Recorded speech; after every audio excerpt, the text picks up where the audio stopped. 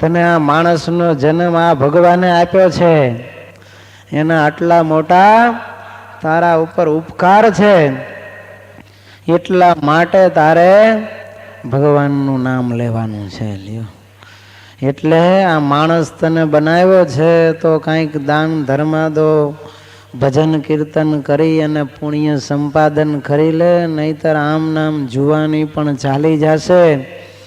ભેગું કરેલું ધન પણ આમને આમ પડ્યું રહેશે, કાંઈ ભેગું આવશે નહીં. ભેગું શું ચાલશે તો કે જે દાન પુણ્ય કર્યું હશે, સત્કર્મ કર્યું હશે અને ભગવાનની ભક્તિ કરી હશે, એ તારી સાથે ચાલવાનો છે. એ કે પણ હવે મારે શું વાંધો છે, માણસનો જન્મ તો મળી ગયો, ન મળ્યો હોય તો મારે ભજન કરવું પડે, અને એને આપ્યો છે એની ગેરંટી એ શું છે, મને તો કોઈ વિશ્વાસ નથી. સ્વામી કહે છે, ગાંડા, ગર્ભવાસ રક્ષા કીધી તારી રે, લીધો જઠરા અગ્નિથી ઉગારે રે, બેઠો તેને તું કેમ વિચારે, નારાયણ નામ લે ને તું પ્રાણી રે.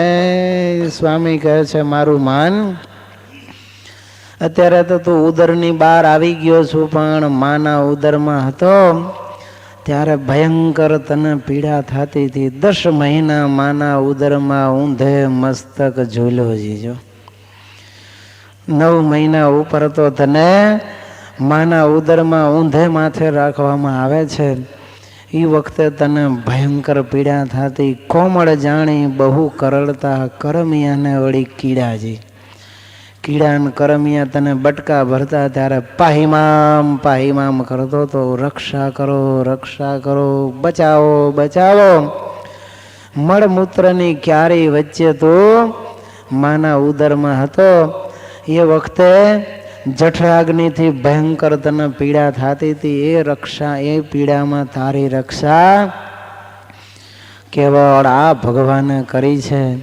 આટલી તારી રક્ષા કરી છતાંય તું ભૂલી ગયો છે, આ મને મોટું આશ્ચર્ય થાય છે. લ્યો, માટે એને તું હવે ભૂલી જામાં. સ્વામી કહે છે, એને યાદ કરીને ભગવાન ભજવા માંડજો. પેલો કહે છે, પણ જે થઈ ગયું એ હવે મારે કંઈ ભજન કરવાની જરૂર નથી. હવે તો બંધો માણસ થઈ ગયો, હવે ક્યાં માના ઉદરમાં છું, બહાર જલસા કરું છું,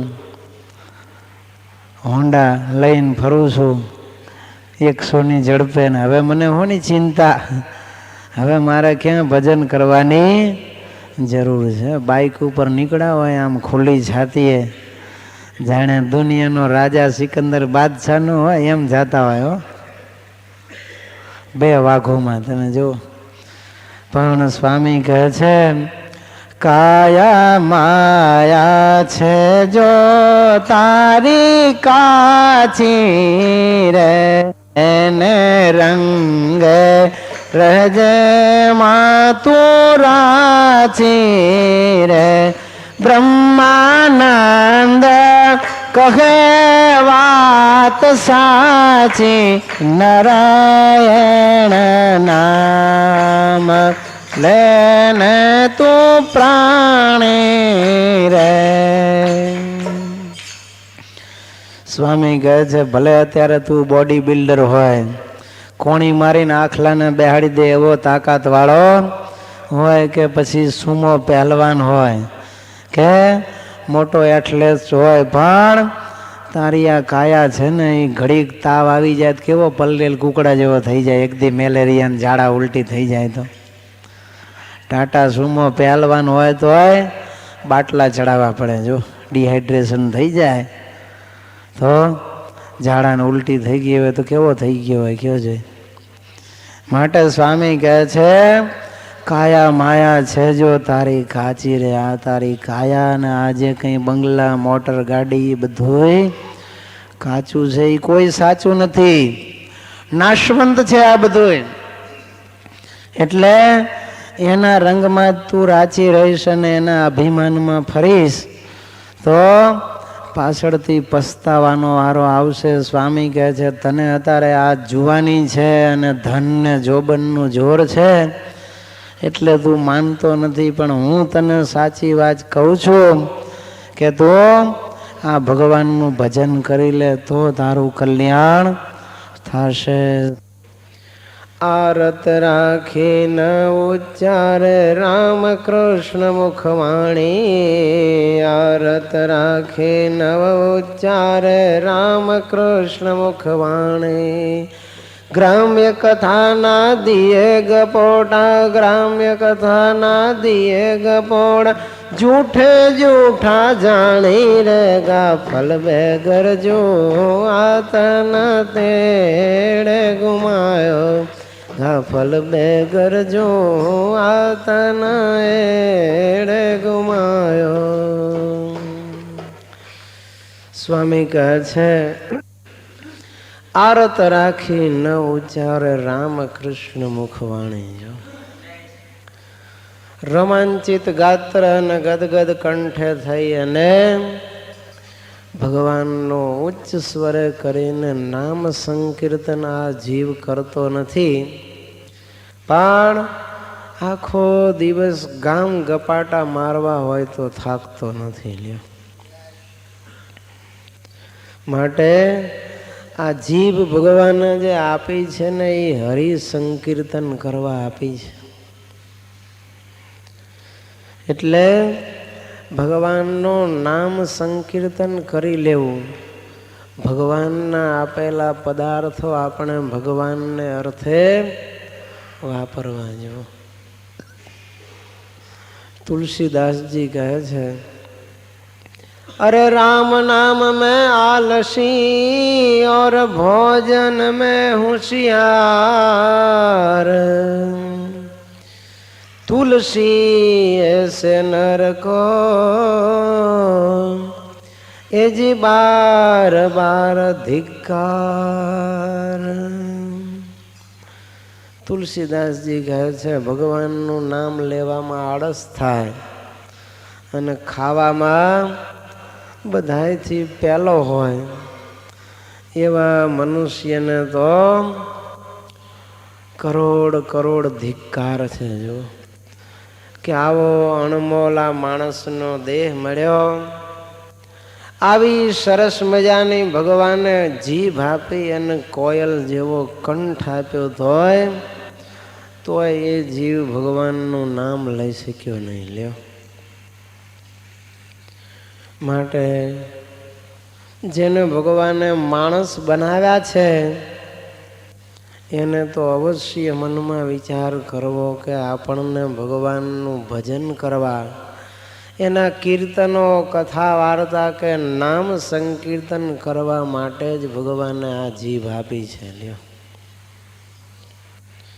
માટે એ જીભનો સદુપયોગ કરી લેવો તો એ જીભ કહેવાય, નહીતર પછી દેડકાની જીભ એને ગણાય. ત્યાર પછી ભગવાન કહે છે કે એક તો નામ સંકીર્તન કરવું, મંદિરમાં આવ્યા પછી બીજું શું કરવું? કાર્યાસ્તસ્ય કથા વાર્તા શ્રવ્યાશ્ચ પરમાદરા વાદિત્ર સહિતં કાર્યં કૃષ્ણ કીર્તનમોત્સવે. ભગવાન કહે છે અને મંદિરને વિશે ભગવાનની કથા વાર્તા તે પરમ આદર થકી કરવી અને સાંભળવી, અને ઉત્સવના દિવસે વાજિંત્ર સહિત શ્રી કૃષ્ણના કીર્તન કરવા. ભગવાન કહે છે કેવળ નામ ધૂન કરી અને આવતું રહેવાનું એમ નહીં, પણ ભગવાનની કથા વાર્તા કરવી અને બીજા કરતા હોય તો આપણે સાંભળવી. સ્વયં ભગવાન પણ ગઢડા મધ્યના 49મા વચનામૃતમાં કહે છે, અમારે તો ભગવાનની કથા કીર્તન કે વાર્તામાં જઈ અને ભગવાન એક પગે ઊભા રહીને ભગવાન રામની સ્તુતિ કરે છો અને શીખવાડે આપણને કે તમે ભગવાનના દર્શને જાઓ તો હાથ જોડીને એક પગે ઊભા રહી એકાગ્ર ચિત્તે થઈને ભગવાનની સ્તુતિ પ્રાર્થના કરજો. કથા વાર્તા ચાલતી હોય તો બેસીને એ કથા સાંભળજો. તો ગમે ત્યાં કથા વાર્તા ચાલતી હોય ત્યાં ભગવાન બેસી જાય પછી એને જમવાના સમયનો પણ ખ્યાલ ન રહે. પછી રામ પ્રતાપભાઈને શોધવા નીકળવું પડે, મંદિરે મંદિરે ફરે, કારણ કે કયા મંદિરે હોય એની તો કાંઈ ગેરંટી જ નહીં. રામ પ્રતાપભાઈ એમને શોધી શોધીને થાકી જતા. પછી ક્યાંક કથા વાર્તા હાલતી હોય ત્યાં બેઠેલા હાથમાં આવે. જો તો કેવી નાનપણથી એમને આવી પ્રકૃતિ હતી. નિત્ય સવારમાં બધા જ મંદિરોએ દર્શન કરવા જવું અને જ્યાં કથા વાર્તા ચાલતી હોય ત્યાં કથા સાંભળવા બેસી જાવ. એટલે ભગવાન કહે છે તમારે પણ આવી રીતે કથા કરવી અથવા તો પરમ આદર થકી સાંભળવી, પણ ટાઈમ પાસ કરવા માટે નહીં હો. ઘણા હેલા જતા હાલો ને ઘડીક બેહીએ ટાઈમ પાસ થાય, એમ બેસવું નહીં. પણ પરમ આદર થકી કે મારા કલ્યાણ માટે મારે આ કથા સાંભળવી છે. વક્તાઓ કથા સાંભળવા બે શું કામ મેં ખબર છે કે સારા દાખલા દ્રષ્ટાંત મળે, બીજાને દેવા થાય. જો તો એમ શીખવા માટે અને કોકને ઉપદેશ દેવા માટે નહીં, પણ કથા વાર્તા સાંભળી અને પોતાને ઉપદેશ લેવા માટે કથા સાંભળવી. જો ઘણા કથા વાર્તા સાંભળતા હોય પણ કથા વાર્તાનો આદર ન રાખે.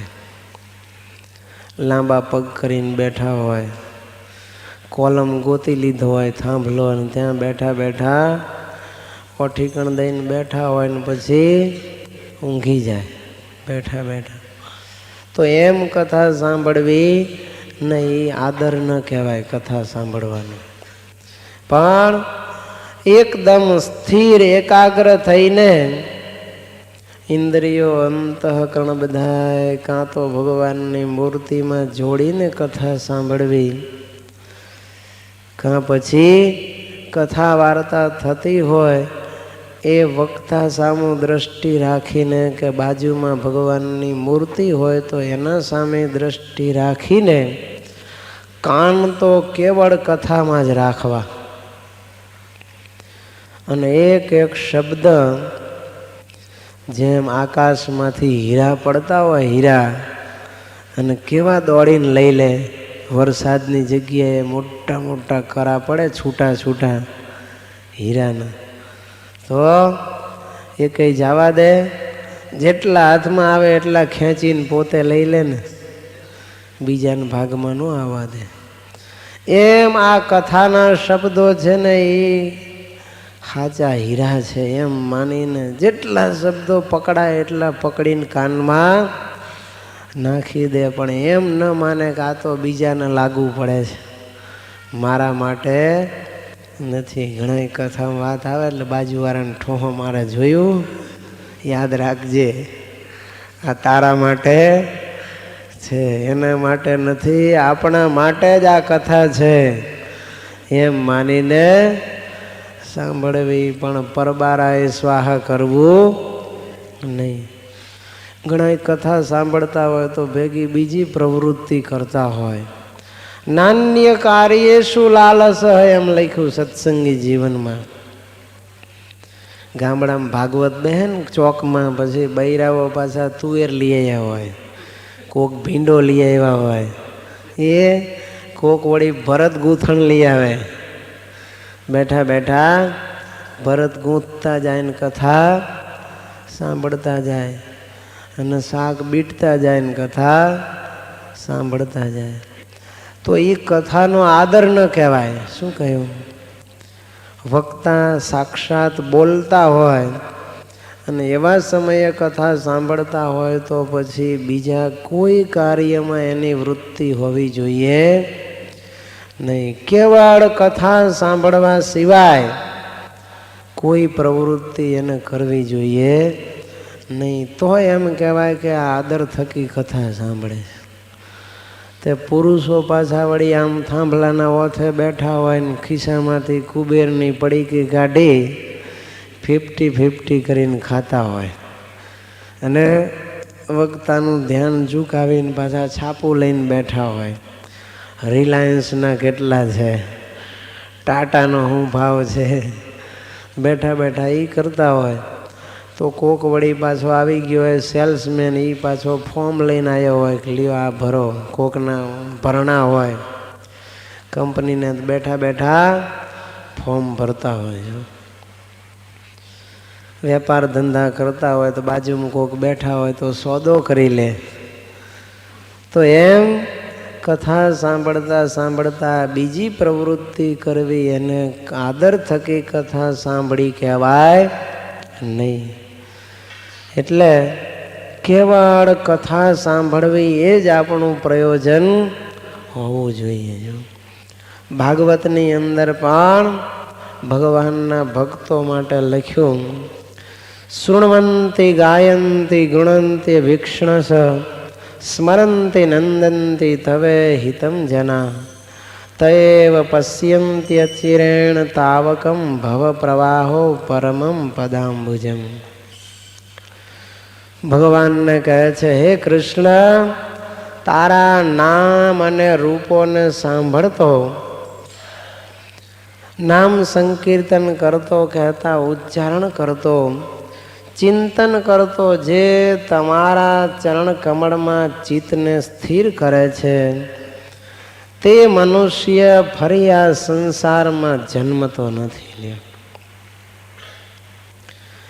મનુષ્યોના તપનું, વેદાધ્યયનનું, યજ્ઞનું, જ્ઞાન અને દાનનું એકમાત્ર પ્રયોજન એ છે કે પુણ્ય કીર્તિવાળા ભગવાન શ્રી કૃષ્ણને લીલા ચરિત્રોનું વર્ણન કરવું. લે આ બધાનું ફળ આ કે એ ભગવાનની કથા વાંચી શકે અથવા તો સાંભળી શકે, એ એનું ફળ છે.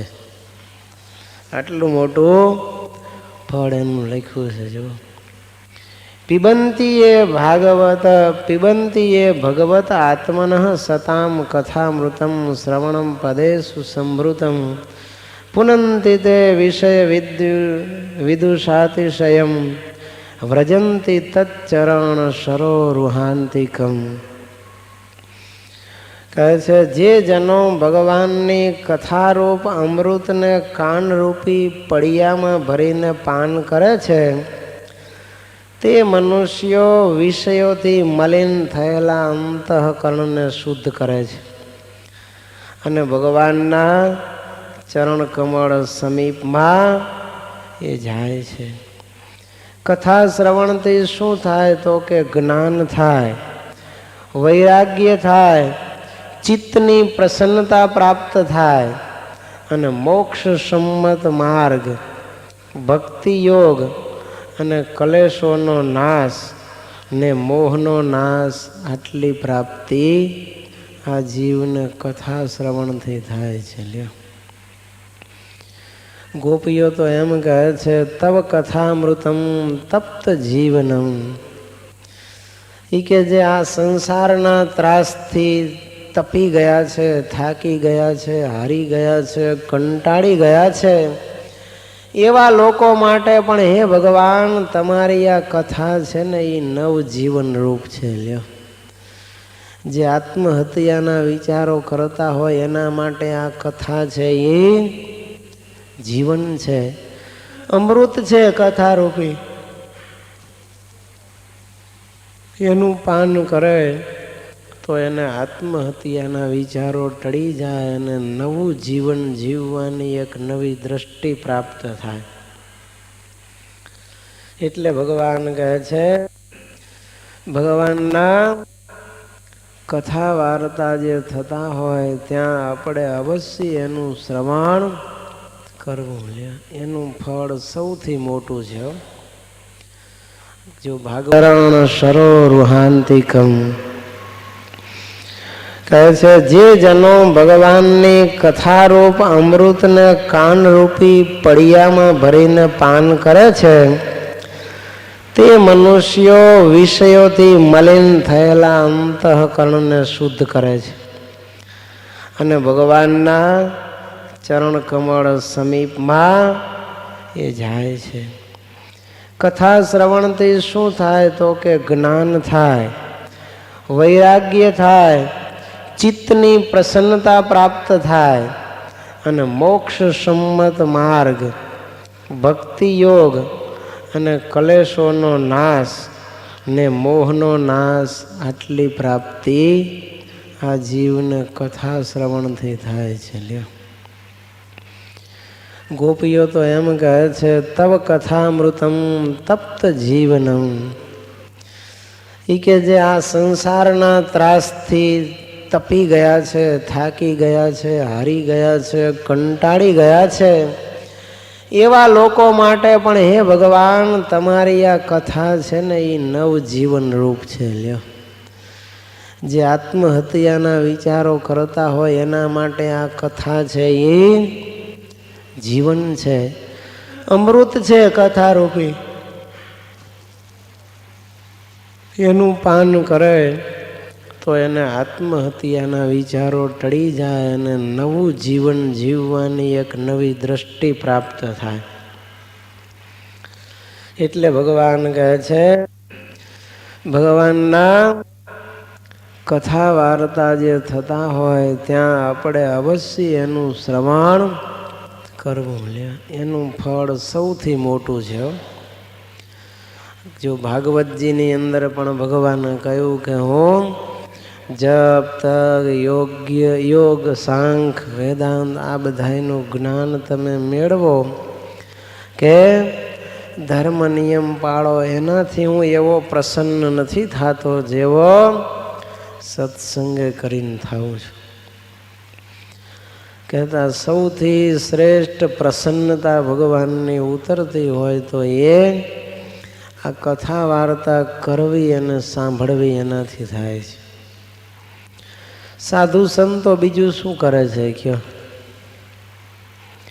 સંસારના રોટલા ખાય છે અને ભગવાનની ભક્તિ કરે છે ને કરાવે છે. મુમુક્ષુ આવે અને ઉપદેશ આપી અને ભગવાનના માર્ગે વાળે છે. લ્યો, એ કથા વાર્તા જ કરે છે ને ભજન કરે છે.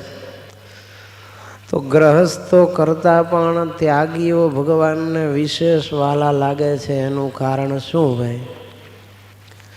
એ ભગવાનની ભક્તિ કરે છે ને કરાવે છે, એ કથા વાર્તા કરે છે ને બીજાને સંભળાવે છે. બસ એટલા માટે જ એ વાલા લાગે. નહીંતર એ તો સંસારના રોટલા ખાય છે, બેઠા બેઠા ખાય છે. બેઠા બેઠા ખાતો હોય કોઈને ગમે નહીંતર કયો જોઈએ.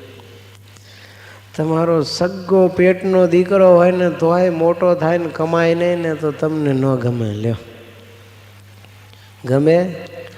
કામ ધંધે લાગે. હવે મારા બાપ જેવડો થયો એમ કે, સમજ્યા? છોકરાની મા હોય શું કહે? મારા બાપ જેવડો થયો તો હજી કાંઈ કામ ધંધો કરતો નથી. એના ભાવ ઘટી જાય. પછી એમ કે મમ્મી આજ ખમણ ઢોકળા બનાવવા. બંધ થા સાનો માનો, પાઈ કમાવી નથી ને ખમણ ઢોકળા ખાવા છે.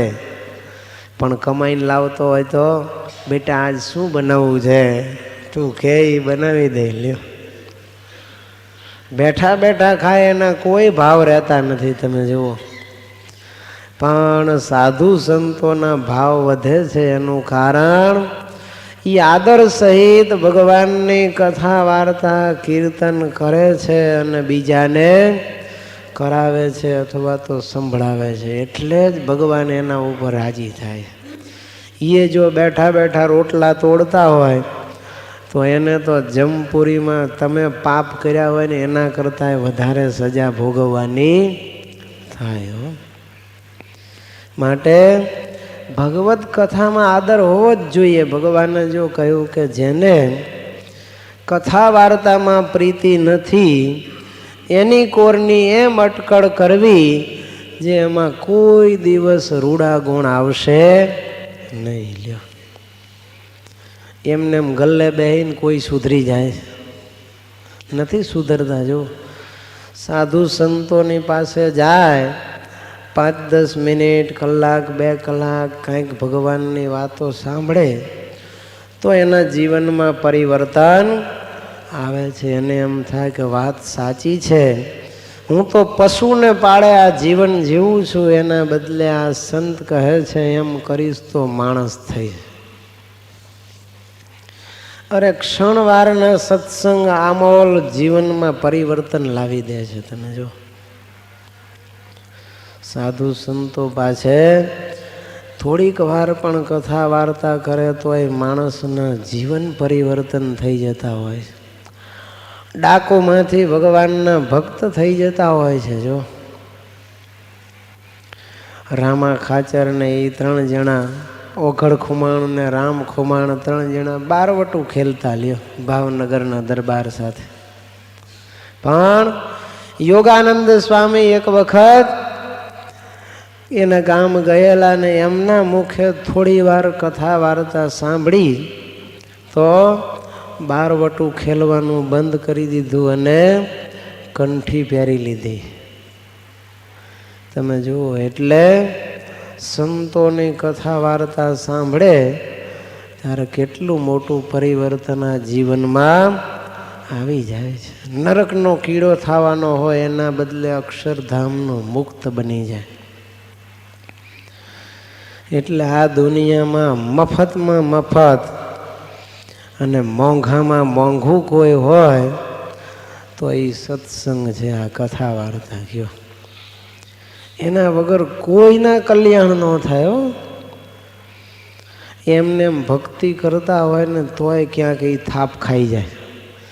એને સત્સંગની જરૂર તો પડે ને પડે. લ્યો, આગળ કથા આવશે. જો સત્સંગ અને ભક્તિ વિના તો મહારાજ કહે છે વિદ્વાન પણ અધોગતિને પામે છે. માટે આ કથા વાર્તા કરવી અથવા સાંભળવી એના જેવું ઉત્તમ બીજું કોઈ સાધન નથી. તમારે જે કાંઈ કરવું છે ને એનો રસ્તો તમને આમાંથી મળશે. કહેતા મનુષ્ય દેહનું જે પ્રયોજન છે અથવા તો આપણે નક્કી કર્યું છે કે મારે હવે ભક્તિ કરવી છે, તો એ ભક્તિ કેમ કરવી ને એ પણ આ કથા વાર્તા દ્વારા જ આપણને જ્ઞાન થશે. ધર્મ કેને કહેવાય, કઈ રીતે ધર્મ પાળવો એ પણ કથા શ્રવણથી જ જ્ઞાન થાય. લ્યો, કે 6 પ્રકારના ધર્મો છે. એમાં બધી વાતમાં જડ થઈને પકડી ન રાખવું, પણ સમય આવે આપતકાળના ધર્મોનું પણ અનુષ્ઠાન કરવું પડે. જો એને જીવનમાં અપનાવવા પડે. પછી કહે છે કે નહીં, ભગવાને આજ્ઞા કરી છે એટલે જન્માષ્ટમી તો નકોરડી કરવી જ જોઈએ અને છોકરાઓને પણ ખાવા ન દે. નકોરડી એકાદશી એક વૈષ્ણવ હતા, કથા વાર્તા ક્યાંક સાંભળીએ છે કે જન્માષ્ટમી તો આપણા વૈષ્ણવોનું મોટું પર્વ કહેવાય. ભગવાન શ્રી કૃષ્ણનો પ્રાગટ્ય દિન. એ દિવસે તો કોઈએ અનાજ તો શું પણ ફરાળે ન કરાય, નકોરડી કરવી જોઈએ. પાણી ન પીવાય. હશે કોક વક્તા બહુ કડક, તો એક બેન હશે એને મન ઉપર લઈ લીધું. 7-8 વર્ષનો એમનો બાબો હતો. એને બિચારાને નકોરડી કરાવી, નિર્જળા કરાવી હો. અને ઘરમાં પાછા લાલજીની સેવા રાખે. છોકરો બિચારો કહે છે કે માં મને કાંઈક ખાવા આપ, કાંઈક પીવા દે. એ કે કાંઈ નહીં મળે આજ તને, નકોરડી તારે કરવી જ પડશે. જો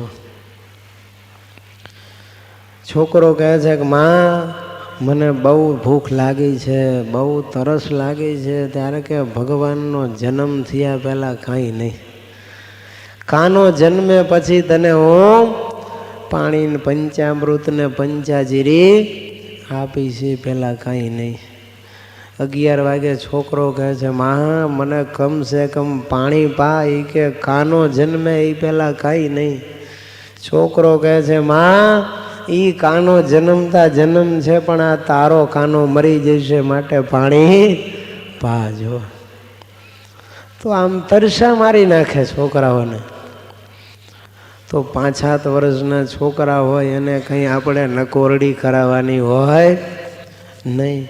પણ એ શાસ્ત્ર વાંચીએ અને સાંભળીએ સારા વક્તાના મુખે તો આપણને યથાર્થ જ્ઞાન થાય. ધર્મ છે ને એ માણસને માણસમાંથી મુક્ત બનાવવા માટે છે, એને સુખી કરવા માટે છે, કંઈ દુઃખી કરવા માટે નથી.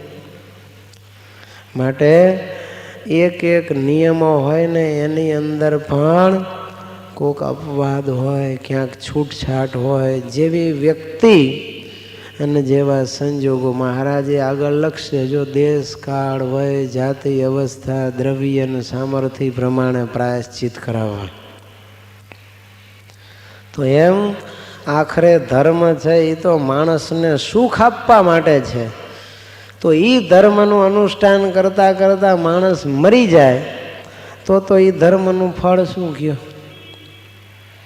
એટલે આવી જે જડતા એ નીકળે ક્યારે? તો કે શાસ્ત્રનું સાચું શ્રવણ કરીએ અને સાંભળીએ અથવા તો વાંચીએ ત્યારે આપણને એ જ્ઞાન થાય કે ભાઈ આ વાત સાચી. એકાદશી કરવી, જન્માષ્ટમી કરવી, પણ એની કોઈક હદ હોય, ઉંમરની મર્યાદા હોય, એને ધ્યાનમાં રાખીને વ્રત ઉપવાસ કરવા. એટલે શાસ્ત્ર શ્રવણ અને શાસ્ત્ર વાંચન દ્વારા ઘણીવાર આપણે કેવળ એકાદી વાર કોઈ એવા અડબંગી વક્તાના મુખેથી સાંભળી લઈએ તોય પ્રોબ્લેમ થઈ જાય. જો એટલે જે કાંઈ સાંભળીએ છીએ એ પાછું આપણે વાંચન પણ કરવું જોઈએ, તો આપણને ખ્યાલ આવે કે આપણે જે સમજ્યા છીએ ઊંધું નથી ને. ઘણીવાર એમ પણ થઈ જાય કે વક્તા સાચું બોલ્યા હોય ને શ્રોતા ઊંધું સમજી ગયા હોય, એવું પણ બને. એટલે કહે છે કથા કરવી અને સાંભળવી બેયમાં આદર રાખવો. જો કહેતા શાસ્ત્રનું અધ્યયન આપણે પણ કરવું, અને મંદિરમાં બીજા જો અભણ હોય તો આપણે કથા કરવી, અને બીજા સારા વક્તા હોય તો આપણે આદર થકી શ્રવણ કરવી. મંદિર જવાનું પ્રયોજન એ જ છે કે દિવસભર તો આપણે વ્યવહારમાં પરોવાયેલા હોઈએ, તો મંદિરમાં જઈએ તો એટલો સમય આપણો ભગવાનમય વીતે. હવે ત્યાં જઈને જો આપણે ગામ ગપાટા જ મારીએ તો પછી ભક્તિ કરવાનું સ્થાન કયું કયો?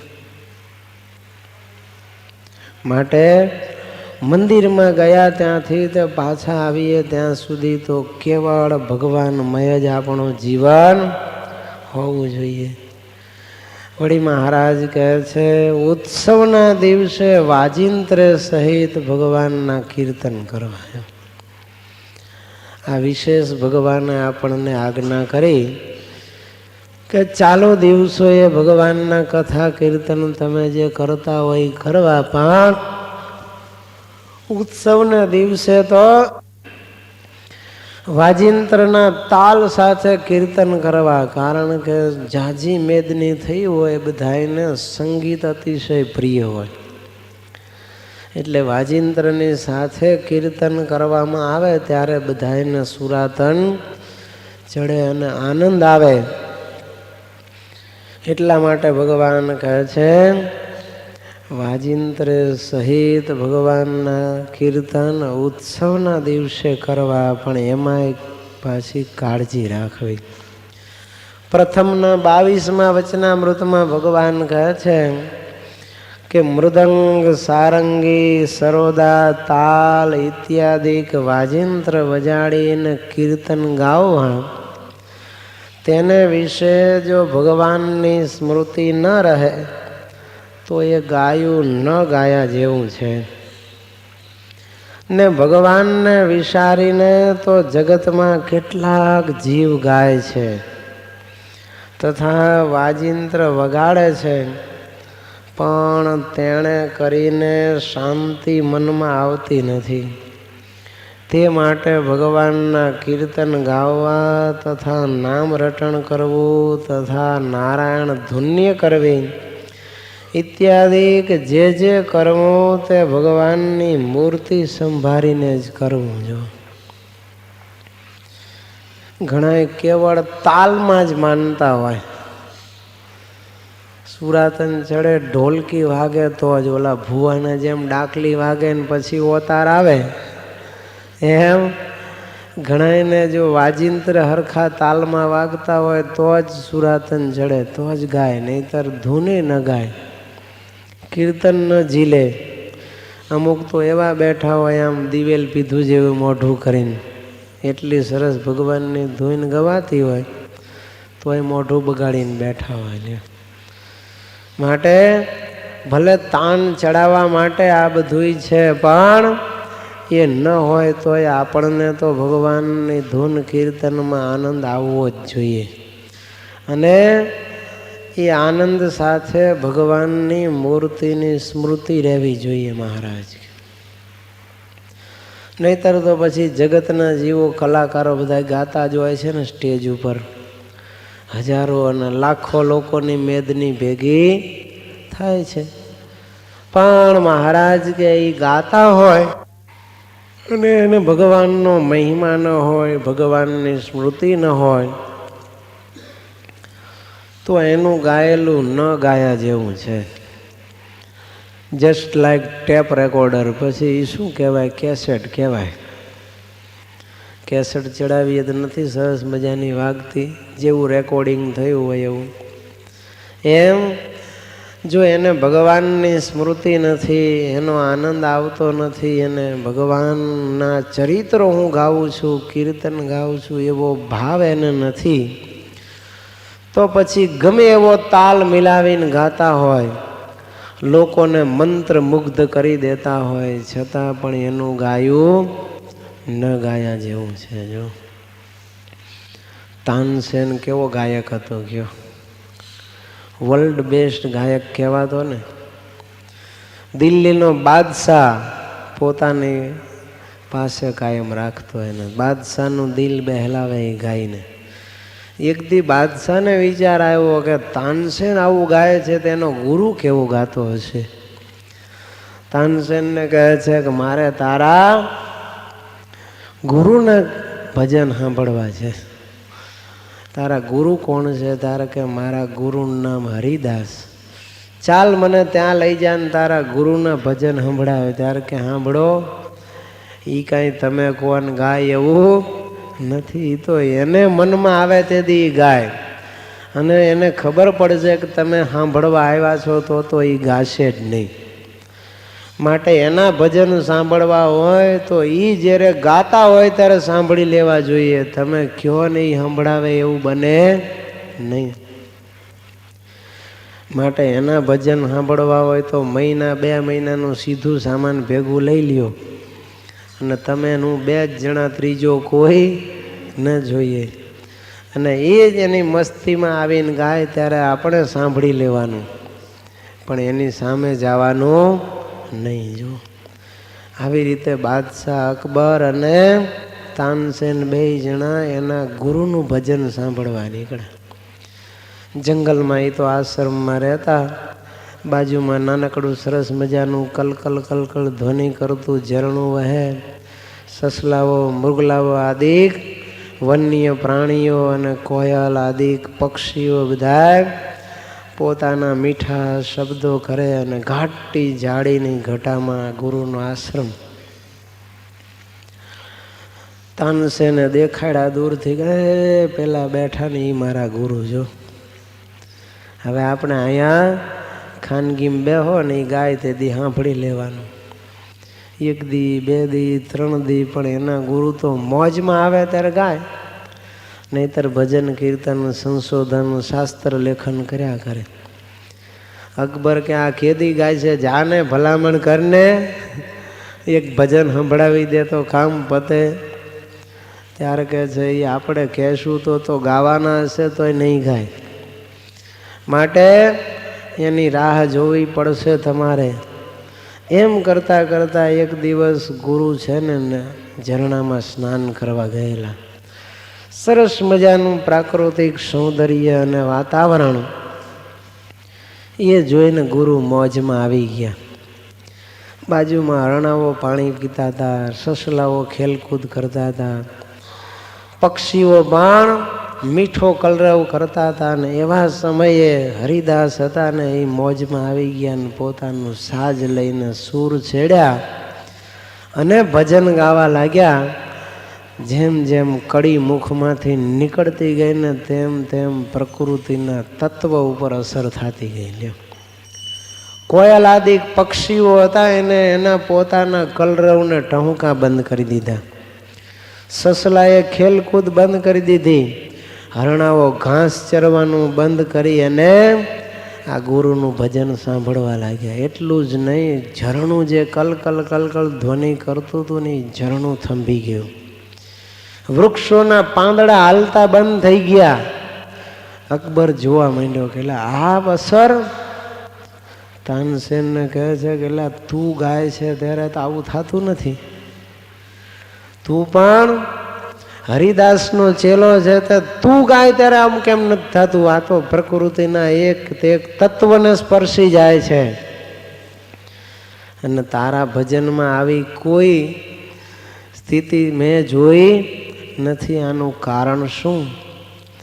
ત્યારે તાનસેન કહે છે સાંભળો, હું જે ભજન કરું છું ને એ દિલ્હી સ્વરને રીઝાવવા કરું છું, અને મારા ગુરુ જે ભજન ગાય છે ને એ જગદીશ્વરને રીઝાવવા માટે કરે છે. એટલે મારા કીર્તનમાં અને મારા ગુરુના કીર્તનમાં જમીન આસમાનનો ફરક રહેવાનો છે. તો એમ એના ગુરુ જ્યારે ભગવાનની સાથે આત્માની એકતા કરીને ગાતા, પ્રકૃતિના એક એક તત્વ થંભી જતા. જો એટલે મહારાજ કહે છે કે ભગવાનને વિચારીને નહીં પણ ભગવાનને સંભાળીને એની સ્મૃતિ રાખીને કીર્તન ગાવા, નામ રટણ કરવું, ધૂન કરવી, ભગવાનને રીઝવવા માટે આ બધું કરવું, જગત દેખાડવા માટે નહીં. ઘણા તો ભજન કીર્તન સાંભળવા જાય, પ્રોગ્રામ હોય ને પછી ખબર પડે કેવળ પુરુષો જ ગાયક છે, કોઈ લેડીઝ ગાયક નથી, તો આવતા રહે કે આમાં મજા નહીં આવે. લ્યો, ભજન કીર્તન સાંભળવા ગયા છે પછી અવાજ સાંભળવા ગયા છે.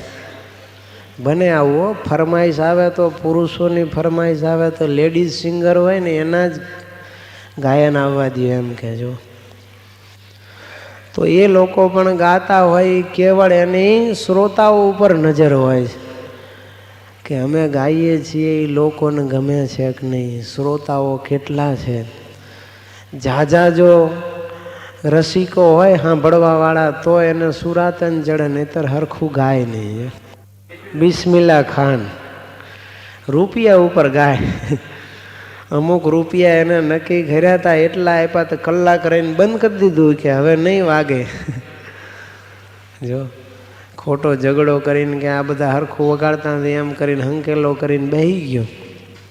તો રૂપિયા માટે ગાતા હોય લોકો. શ્રોતાઓ જો ઝાઝા ન હોય તો હરખું સુરાતન ન ચડે. માટે આપણે જે ગાવું એ કોના માટે ગાવું? ભગવાનને રીઝવવા માટે અને આપણા કલ્યાણ માટે ગાવું. એમાં માટે કોઈ મેદનીની જરૂર નથી. મારા ભગવાન સાંભળે છે બસ. અને એ એક સાંભળે તો બીજા જગતે સાંભળ્યું કે ન સાંભળ્યું એને સાથે કાંઈ મતલબ નથી. લાખો સાંભળશે પણ જો ભગવાન નહીં સાંભળતા હોય તો આપણું ગાયેલાનું પણ કાંઈ મતલબ નથી. માટે ભગવાનને સંભાળી અને એને રીઝવવા માટે વાજિંત્ર સહિત કીર્તન ઉત્સવના દિવસે કરવા. કક્કા કડીમાં એ છે સાર, હરિ કીર્તનથી હોય ઉદ્ધાર. કક્કા કડીમાં એ છે સાર, હરિ કીર્તનથી હોય